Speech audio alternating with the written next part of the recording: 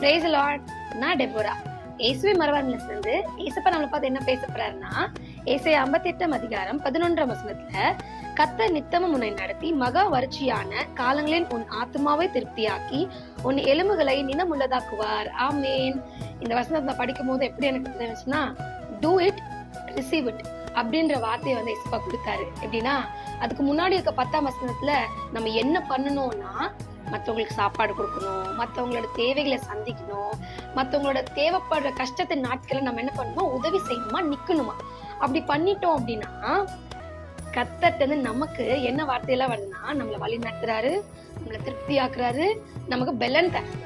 So இந்த விஷயத்த வந்து டூ இட் ரிசீவ் இட்ன்ற வார்த்தையை வந்து ஆண்டவர் எனக்கு வெளிப்படுத்தினாரு. இதை கொஞ்சம் சின்ன ஜெபம் பண்ணிக்கலாமா? நன்றி தகப்பனே, நேற்று முன்றும் என்றும் மாறாதரே அப்பா, நாங்கள் என்ன செய்யணும், எப்படி செய்யணும் என்று சொல்லிக் கொடுத்து எங்களை நீர் அதினும் மேலாத ஆசீர்வாதத்தை கொடுக்கறதுக்காக ஸ்தோத்திரிக்கிறோம், துதிக்கிறோம் அப்பா. இயேசுவின் நாமத்தில் பிதாவே, ஆமென்.